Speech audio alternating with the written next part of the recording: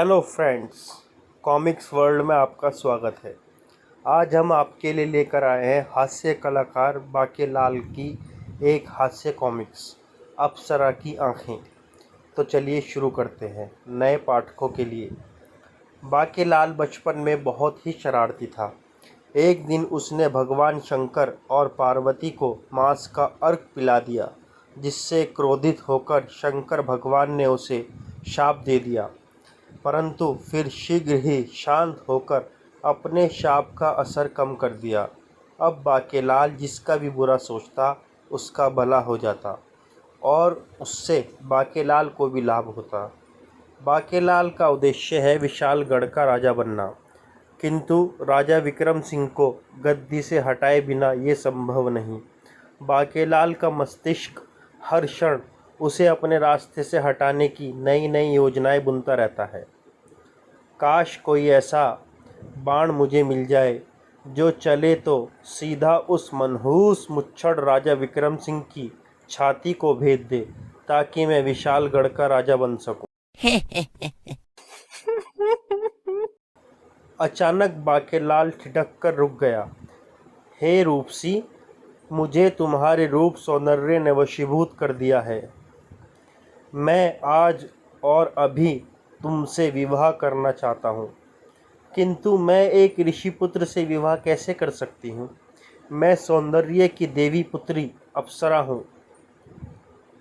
तो फिर ठीक है, मैं ऋषि वेश त्याग दूंगा। किंतु मैं एक दड़ियल और मुच्छड़ पुरुष से विवाह नहीं करना चाहती। मैं अपनी दाढ़ी और मूछ सफाचट करा दूंगा। किंतु तुम्हारी नाक पकौड़े जैसी है। मैं उसी पुरुष से विवाह करूंगी जिसकी नाक हीरे की तरह तराशी हुई हो। मैं अपनी नाक पत्थर पर घिसाकर तराश लूंगा। तुम हाँ तो बोलो। किंतु तुम तो पूरे कांगड़ी पहलवान हो। मैं एक बलिष्ठ युवक से विवाह करूंगी। मैं दंड बैठक पेलकर अपना शरीर कसरती व बलिष्ठ बना दूंगा। मगर तुम्हारी तो आंखें भी तोते जैसी हैं। मैं बटेर जैसी बड़ी बड़ी आंखों वाले पुरुष से ही विवाह करूंगी। अरे अभिमानी लड़की, तू मुझसे विवाह न करने के 100 बहाने बना रही है। पहले तो मैं तुझसे विवाह कर भी लेता, पर अब तो बिल्कुल नहीं करूंगा। जा, मैं तुझे शाप देता हूँ कि तेरी आंखों में ऐसा सम्मोहन भर जाएगा कि मेरे अलावा जो भी पुल्लिंग एक बार इन्हें देख लेगा वह तुझसे विवाह करने के लिए पागल हो जाएगा। मेरा ये शाप तुझे चैन से नहीं रहने देगा।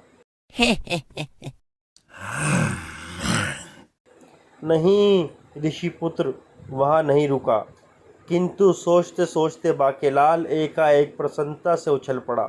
वह मारा पापड़ वाले को, बेटे बाकेलाल, अगर तू मोटे मुच्छड़ विक्रम सिंह को अप्सरा की आंखें दिखा दे तो वो अप्सरा से विवाह करने के लिए पागल हो जाएगा और रानी स्वर्णलता ऐसा होने नहीं देगी। अप्सरा भी ऐसा नहीं हो चाहेगी, यानी कि मच जाएगी महाभारत, जिसमें हार केवल विक्रम सिंह की होगी और इस हार से विक्रम सिंह होगा अपना राज सिंहासन।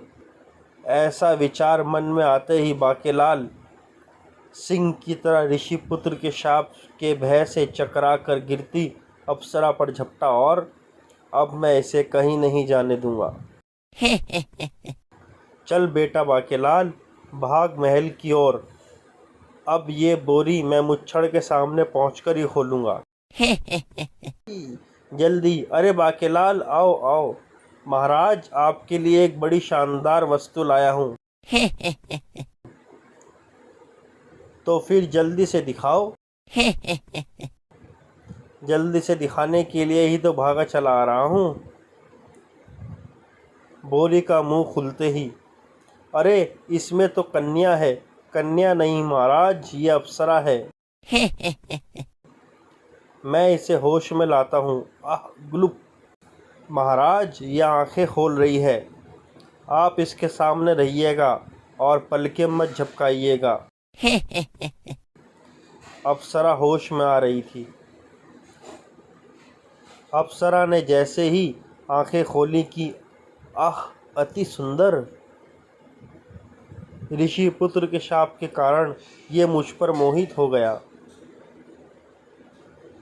अप्सरा, मैं तुमसे विवाह करूंगा। बाकेलाल, विवाह की तैयारियां तुरंत शुरू करो। बाकेलाल ने झट अप्सरा की आंखों पर पट्टी बांध दी।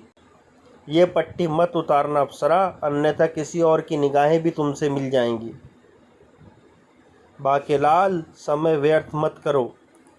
फेरे लेने के लिए यज्ञ कुंड में जाकर अग्नि प्रज्वलित करो।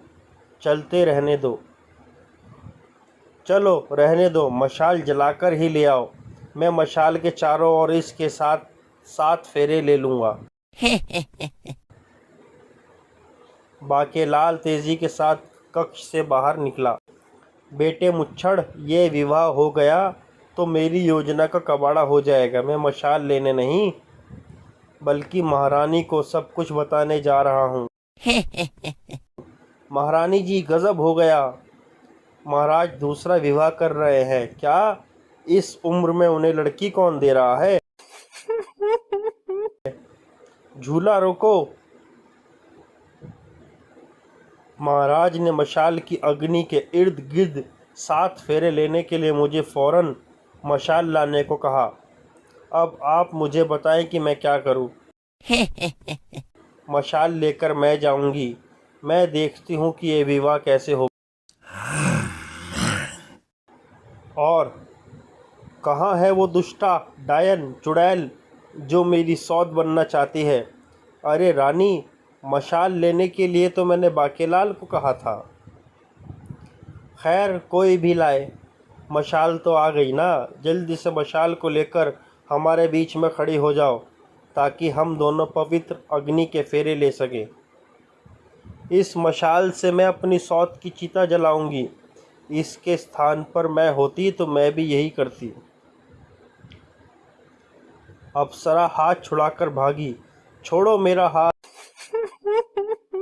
अरे रे रे रे, मेरी रानी पद्मिनी कहाँ चली? भागती कहाँ है डायन? ज़रा ठहर तो। अप्सरा जैसे ही बाहर निकली, बाहर खड़े बाकेलाल ने द्वार बंद कर दिया। मेरा काम हो गया।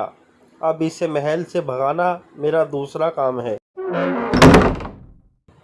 द्वार बंद करने के बाद मैं ही तुम्हें यहाँ लाया था। मेरा काम पूरा हो चुका है। अब तुम जल्दी से इस बोरी में वापस चली जाओ ताकि मैं तुम्हें वापस जंगल में छोड़ाऊँ।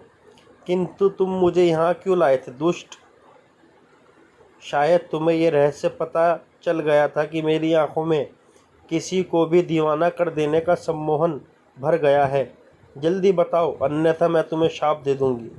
नहीं, शाप मत देना। मुझे ऋषि झूठ बोले। कौवाचार्य ने बताया था कि हमारे महाराज की आंखों में जो मोतियाबिंद है वह जंगल में मिली एक कन्या की आंखों में झांकने से ठीक हो जाएगा। मुझे क्या पता था कि तुम्हारी आंखों में जादू है, अन्यथा मैं तुम्हें यहाँ कभी न लाता। फिर तुमने मेरी आंखों पर पट्टी क्यों बांधी थी? उसी ऋषि ने मुझे बताया था कि महाराज के बाद उस कन्या की आंखों में झांकने वाला व्यक्ति नेत्रहीन हो जाएगा। तो फिर जल्दी मेरे साथ आओ। तुम मुझे कहाँ लेकर जा रही हो? अप्सरा बाकेलाल को लेकर बगीचे में पहुंची। बाकेलाल, अगर मैं विशालगढ़ में रहूंगी तो मेरा दीवाना हो चुका तुम्हारा राजा अपने सैनिकों से चप्पे चप्पे पर मेरी खोज करवा लेगा। मुझे यहाँ से फौरन दूर जाना होगा। मैं भी यही चाहता हूँ। बाकेलाल, मैं झंडू मंत्र पढ़ रही हूँ जिसके पढ़ने से यहाँ एक गुलेल पैदा होगी। आगे क्या करना है ये मैं तुम्हें गुलेल पैदा होने के बाद बताऊंगी। इस वक्त यहाँ से फौरन दूर जाने का यही एक रास्ता है। मैं मंत्र पढ़ती हूँ।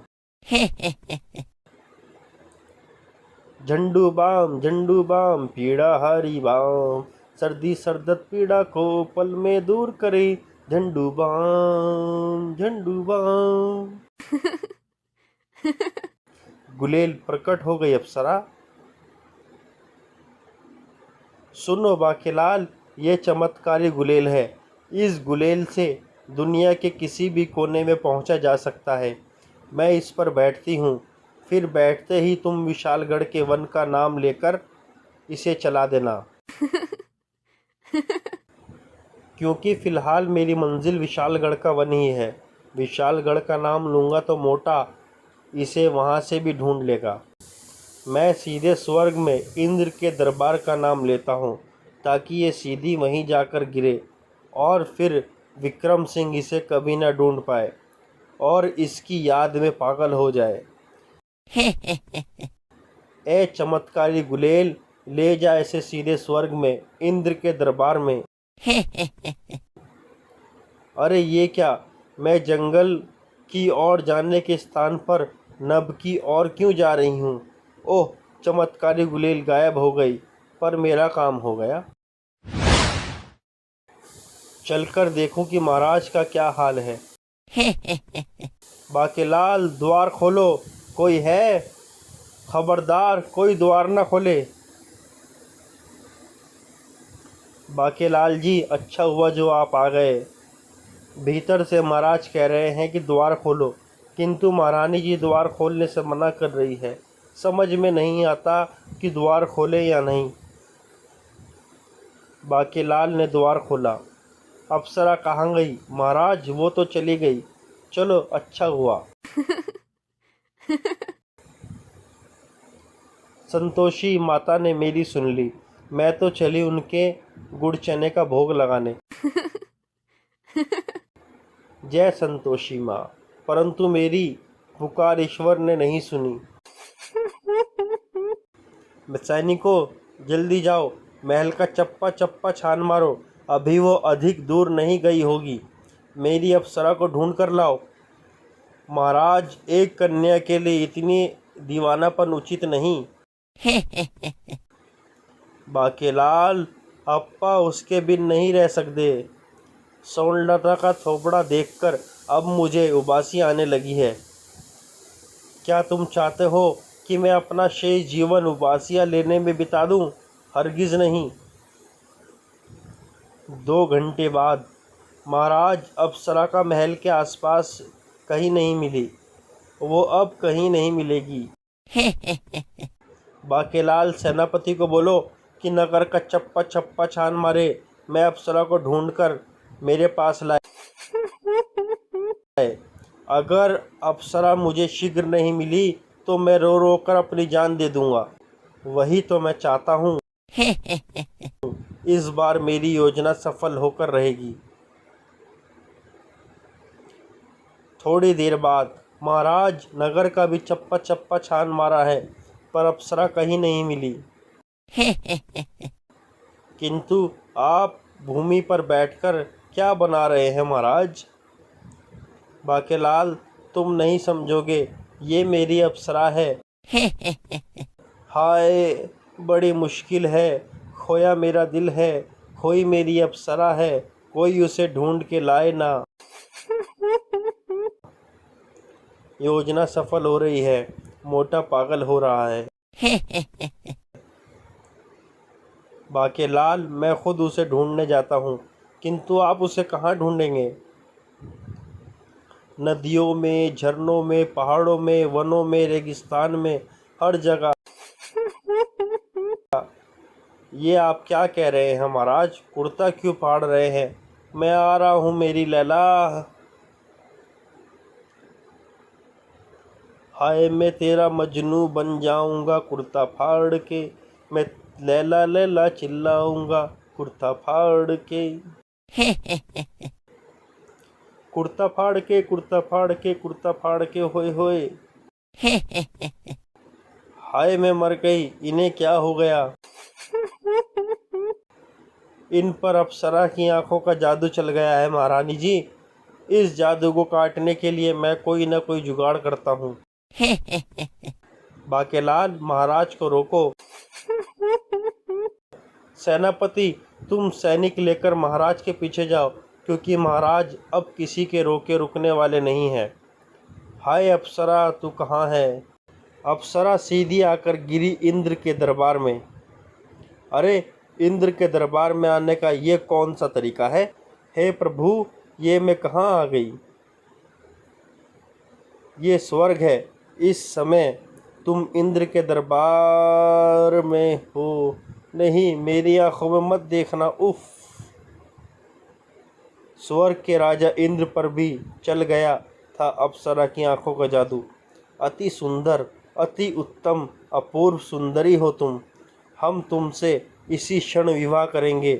अपना नाम तो बताओ, है सौंदर्य बाला। अप्सरा, तीनों लोकों में इंद्र के दरबार की हम अप्सराओं से अधिक कोई भी स्त्री सुंदर नहीं। फिर इंद्र पर इस देवकन्या ने कैसा जादू कर दिया है कि देवेंद्र इससे तुरंत विवाह करने के लिए लालायित हो उठे हैं। यह विवाह उचित नहीं है। मेनका, उर्वशी, अप्सरा को श्रृंगार कक्ष में ले जाओ और इन्हें दुल्हन बनाओ। हम इसी क्षण अप्सरा से विवाह करेंगे। नहीं! उर्वशी और मेनका अप्सरा को लेकर स्वर्ग के श्रृंगार कक्ष में पहुंची। नहीं, ऐसा नहीं हो सकता। मैं देवराज इंद्र से विवाह नहीं कर सकती। मेरी मदद करो। हम भी इस विवाह से प्रसन्न नहीं हैं, किंतु हम तुम्हारी मदद किस प्रकार कर सकती है, ये हमें समझ में नहीं आ रहा है। ये मैं बताती हूँ। मैं झंडू मंत्र पढ़ूंगी, उससे एक गुलेल पैदा होगी। तुम मुझे उससे वापस पृथ्वी पर विशालगढ़ के वन का नाम लेकर फेंक देना। ठीक है। जबकि ठीक उसी समय इंद्र के दरबार में स्वर्ग के राजा इंद्र मुझे भस्मासुर कहते हैं। तीनों लोकों में केवल एक ही वस्तु मुझे मार सकती है, और वह वस्तु क्या है, ये मैं तुम्हें नहीं बताऊंगा। मैं तीनों लोकों पर अपना अधिकार करने निकला हूँ, और मेरे लिए ये बहुत ही आसान है। मेरी आँखों में भस्म शक्ति है। मैं जिस राजा को कड़ी नज़र से देख लूँगा, वो वहीं पर भस्म हो जाएगा, और राजा के भस्म होते ही उस लोक के नागरिक मुझे अपने आप ही अपना राजा मान लेंगे। सर्वप्रथम मैं स्वर्ग पर अपना अधिकार करने आया हूँ, और ये देखा मैंने तुझे कड़ी नज़रों से। भस्मासुर द्वारा ऐसा करते ही संपूर्ण ब्रह्मांड में खलबली मच गई। स्वर्ग का सिंहासन डोल रहा है। नारायण नारायण! किंतु ये क्या? इंद्र की आंखों से टकराकर भस्मासुर की भस्म शक्ति वापस लौट गई। ये क्या? नहीं, ऐसा नहीं हो सकता। मेरी भस्म शक्ति विफल कैसे हो गई? अब यहाँ रुकने का कोई लाभ नहीं, क्योंकि इस शक्ति का प्रयोग मैं प्रत्येक लोक के राजा पर केवल एक बार ही कर सकता हूँ। ये भस्मासुर यहाँ क्यों आया था, और ये उर्वशी और मेनका कहाँ हैं? इंद्र के दरबार की शेष अप्सराएं भगवान इंद्र को सारी बातें बताती चली गईं, जिन्हें सुनने के पश्चात किंतु समझ में नहीं आ रहा कि हम उस अप्सरा से विवाह करने के लिए तैयार कैसे हो गए, और भस्मासुर की भस्म शक्ति का हम पर असर क्यों नहीं हुआ। तभी नारद जी वहाँ प्रकट हुए। नारायण नारायण! देवेंद्र, ये सब अप्सरा की आंखों के सम्मोहन का प्रताप है, जिससे टकराकर असुरी भस्म शक्ति विफल होकर लौट गई। अन्यथा आप भस्म हो जाते और स्वर्ग पर शैतान भस्मासुर का अधिकार हो जाता। असुरी भस्म शक्ति के कारण अप्सरा की आंखों का जादू भी खत्म हो गया। किंतु अप्सरा को यहाँ किसने भेजा? नारायण नारायण! पृथ्वी से बाकेलाल ने महाराज। परंतु उसे कैसे पता चला कि भस्मासुर यहाँ मुझ पर आक्रमण करने आ रहा है, और उसके आक्रमण से मुझे अप्सरा की आंखों का जादू ही बचा सकता है। अब प्रकट हुए भगवान शंकर।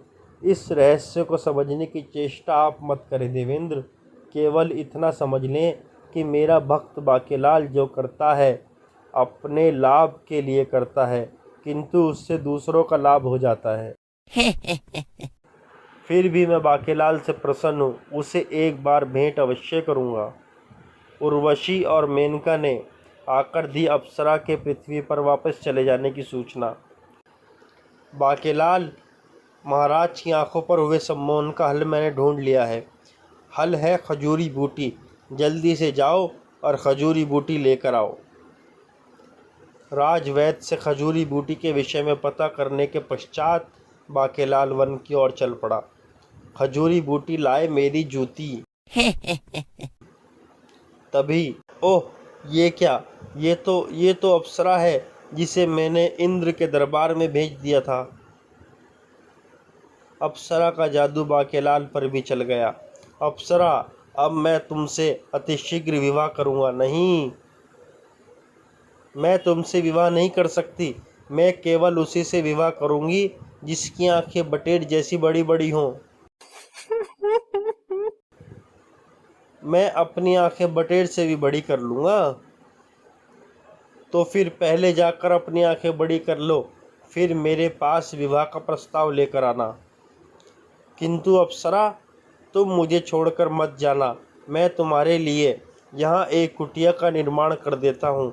जब तक मैं लौटकर ना आऊँ तुम यहीं रहना। बाकेलाल जी, इसे अप्सरा कह रहे हैं। इसका मतलब अप्सरा बाकेलाल जी को मिल गई। महाराज को फौरन सूचित करना होगा। कुटिया तैयार होते ही, इस उपवन में फलों की भरमार है। मेरे लौटने तक तुम्हें कोई भी परेशानी नहीं होगी। मैं तुम्हारी प्रतीक्षा करूंगी। बाकेलाल वहाँ से चल पड़ा। अपनी आंखें बटेर से भी बड़ी मैं करूँगा कैसे? बाकेलाल, मुझे किसने पुकारा? हमने बाकेलाल, हम हैं स्वर्ग के राजा देवेंद्र। ओह देवराज इंद्र, मेरे अहोभाग्य जो आपने मुझे दर्शन दिए। देवराज इंद्र ने बाकेलाल को सारी बातें कह सुनाई। फिर बाकेलाल, तुमने स्वर्ग की रक्षा की है। हम तुमसे बहुत प्रसन्न हैं। वर मांगो। मेरी फूटी किस्मत भी स्वर्ग में ही लिखी गई है। अगर मुझे पता होता कि भस्मासुर स्वर्ग पर आक्रमण की तैयारी कर रहा है तो मैं कभी भी अप्सरा को स्वर्ग में नहीं भेजता। किंतु अब इस अवसर का लाभ तो मुझे उठाना चाहिए। हे इंद्र, मुझे कोई ऐसा उपाय बताएं जिससे मेरी आंखें बटेर से भी बड़ी हो जाएं। अवश्य। सबसे बड़ी आंखें सांभर नामक पशु की होती है जो हिरण जैसा दिखता है। थोड़ी ही देर में सांभर तुम्हारे पास आएगा। फिर जब तुम अर्धरात्रि में उसे काजल लगाओगे तो तुम्हारी आंखें वैसी ही हो जाएंगी। देवराज इंद्र के अंतर ध्यान होते ही वह मारा पापड़ वाले को।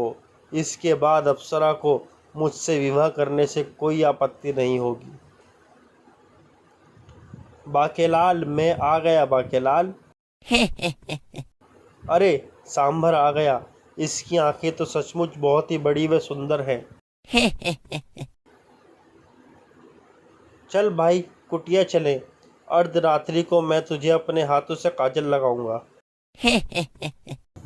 बाकेलाल अभी कुटिया में पहुंचा ही था कि बाकेलाल, कहाँ है मेरी अप्सरा? ये मनहूस यहाँ कैसे आ गया? विक्रम सिंह को नजर आ गई अप्सरा। आहा, वो रही अप्सरा। तभी स्वर्ग का सिंहासन तो मेरे हाथ से निकल गया, किंतु अब पृथ्वी के एक राजा यानी तुझे मारकर पृथ्वी का राजा मैं बनूंगा।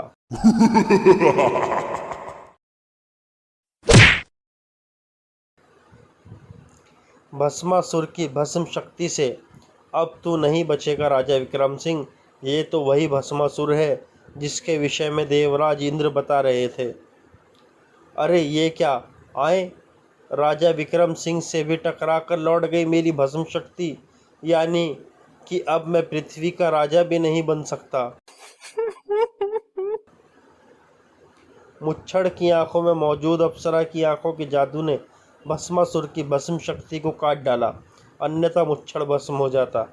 लेकिन चलो, मेरी राह का कांटा तो साफ हो गया। अब मैं अप्सरा से विवाह कर सकूंगा। लेकिन तभी सांभर की टक्कर खाकर भस्मासुर भूमि पर गिर पड़ा और दूसरे ही पल, अरे ये क्या, सांभर सुंदर नौजवान में परिवर्तित हो गया। अब मैं किसकी आंखों में काजल लगाऊंगा। सांभर से सुंदर नौजवान बने युवक को देखते ही अप्सरा प्रसन्नता से चीख पड़ी, कुमार वैभव, मैं कब से आपकी तलाश कर रही थी। अप्सरा, तुम कहाँ चले गए थे कुमार वैभव। इस दुष्ट को मेरी आंखों में भरी भस्म शक्ति का पता चल गया था। अप्सरा, इस कमबख्त ने मेरी भस्म शक्ति छीनकर मुझे सांभर बना दिया था। किसी ने कहा था कि जब मैं दोबारा इसके सामने पड़ूंगा और इसे टक्कर जड़ूंगा तभी मैं अपने असली रूप में लौटकर आ सकूंगा। अब मैं इसे नहीं छोड़ूंगा। मैं टक्कर देव का पुत्र हूँ। मैं किसी को 2 टक्कर रसीद कर दूँ तो उसकी मृत्यु तुरंत हो जाती है। एक टक्कर तो सांभर के रूप में तुम्हें जड़ ही चुका हूँ और ये दूसरी। कुमार वैभव की दूसरी टक्कर खाकर भस्मासुर के प्राण पखेरु फौरन ही उड़ गए। ये क्या हो रहा है कुमार। मेरी तो भस्म शक्ति वापस मेरी आंखों में समा रही है जिसे दुष्ट भस्मासुर ने छीन लिया था। आपके चले जाने के पश्चात मैं आपकी खोज में ही सौंदर्यपुरी से यहाँ आई थी, क्योंकि मुझे आपके विशालगढ़ के वन में होने का संकेत मिल रहा था। मेरी तलाश पूरी हुई। अब हम वापस सौंदर्यपुरी लौट चलेंगे जहाँ हमारा विवाह होगा। अवश्य नहीं, तुम्हारा विवाह मुझसे होगा अप्सरा। क्या कहा। नहीं, उसे कुछ मत कहना, इसमें बाकेलाल का कोई कसूर नहीं है। अप्सरा कुमार को ऋषि के श्राप के विषय में सब बताती चली गई, जिसे सुनने के पश्चात तो फिर फिक्र की कोई बात नहीं, क्योंकि मेरी भस्म शक्ति से टकराकर बाकेलाल की आंखों में छाया तुम्हारे सम्मोहन का जादू टूट चुका है। क्यों बाकेलाल, क्या मेरी अप्सरा से विवाह करोगे। विवाह कभी नहीं महाराज। मेरे कारण आपको जो असुविधा हुई उसके लिए मुझे क्षमा करें। मैंने झंडू मंत्र पढ़ लिया है। अब गुलेल से हमें सौंदर्यपुरी पहुंचा देना। अवश्य। विक्रम सिंह ने वैसा ही किया जैसा अप्सरा ने कहा था। फिर बाकेलाल, तुम्हारे कारण मेरी जान भस्मासुर से बच गई। अगर तुम अप्सरा को मेरे पास न लाते और मेरी आंखों पर उसका सम्मोहन न छोड़ते तो भस्मासुर की अग्नि मुझे भस्म कर डालती। तो फिर दे इसी बात पर इस बार पुच्ची से बात नहीं बनेगी। आज तो मैं पुच्चा लूँगा। मर गया, फूट गई मेरी किस्मत। समाप्त। फ्रेंड्स, अगर आपको ये कॉमिक्स अच्छी लगी तो प्लीज़ हमारे चैनल को लाइक और सब्सक्राइब करें ताकि आने वाली और भी कॉमिक्स आपको मिलती रहें। धन्यवाद।